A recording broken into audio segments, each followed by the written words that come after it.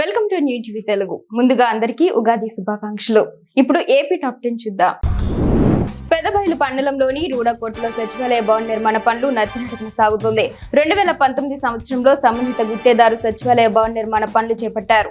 భవన నిర్మాణ పనులు అర్ధాంతరంగా విడిచిపెట్టేయడంతో సచివాలయ సిబ్బంది ఎండకు వానకు తీవ్ర ఇబ్బందులు ఎదుర్కొంటూ రేకుల షెడ్లోనే విధులు నిర్వహిస్తున్నారని స్థానికులు తెలిపారు.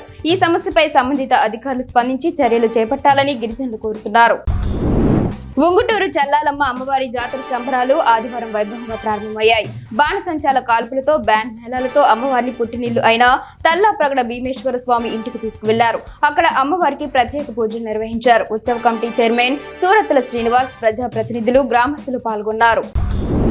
ప్రకాశం జిల్లా పెద్దారవీడు మండలం శివాపురం గ్రామ సమీపంలోని బీడు భూములకు గుర్తు తెలియని వ్యక్తులు నిప్పు పెట్టారు. మంటలు దావాళంగా వ్యాప్తి చెందడంతో స్థానికులు ఇచ్చిన సమాచారంతో అక్కడికి చేరుకున్న అటవీ శాఖ అధికారులు మంటలను ఫైర్ ఇంజిన్ సహాయంతో అదుపు చేశారు.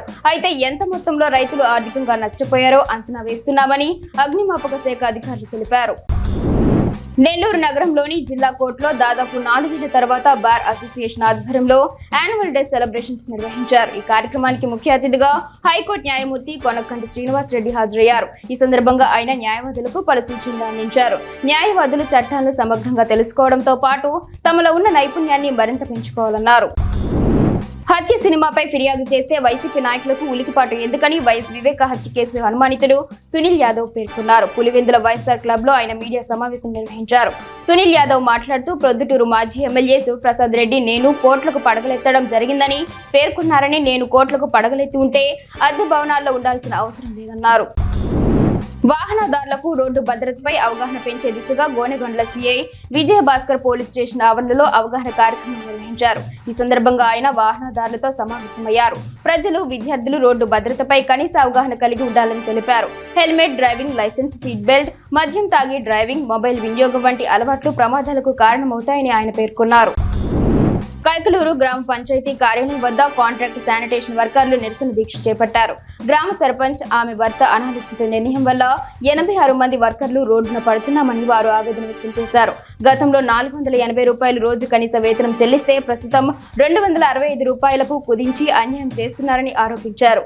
ఉప ముఖ్యమంత్రి పవన్ కళ్యాణ్ కలెక్టర్ విచారణ చేసి ఉద్యోగ భద్రత కల్పించాలని కోరారు. కోవూరు వైఎస్ఆర్ కాంగ్రెస్ పార్టీలో జరుగుతున్న పరిణామాలపై వైఎస్ఆర్ కాంగ్రెస్ పార్టీ సీనియర్ నేత దొడ్డంరెడ్డి నిరంజన్ బాబు రెడ్డి స్పందించారు. ఈ మేరకు ఆయన ఒక వీడియో విడుదల చేశారు. 1993లో నల్లపురెడ్డి ప్రసన్న కుమార్ రెడ్డి కోవూరు నియోజకవర్గంలో పోటీ చేసినప్పటి నుంచి తాను ప్రసన్న వెంట నడిచానని, ఆయన ఏం చెప్పినా చేశానన్నారు. తన వ్యక్తిగత కారణాలతో రాజకీయాల నుంచి విరమిస్తున్నట్లు తెలిపారు.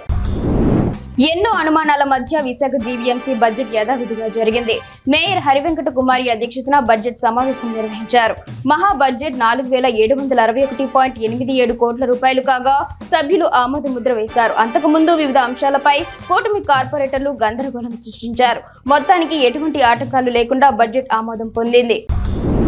పలమనేరులోని మహిళా పాలిటెక్నిక్ కళాశాల 39వ కళాశాల వార్షికోత్సవంలో పలమనేరు ఎమ్మెల్యే అమర్నాథ్ రెడ్డి పాల్గొన్నారు. ఈ సందర్భంగా ఆయన మాట్లాడుతూ పాలిటెక్నిక్ కళాశాలకు గతంలో తాను మంత్రిగా ఉన్నప్పుడే కొత్త గదులు మంజూరు చేశానని, వాటిని మళ్లీ 5 ఏళ్ల తర్వాత ప్రభుత్వానికి పనుల నిమిత్తం పంపించామన్నారు.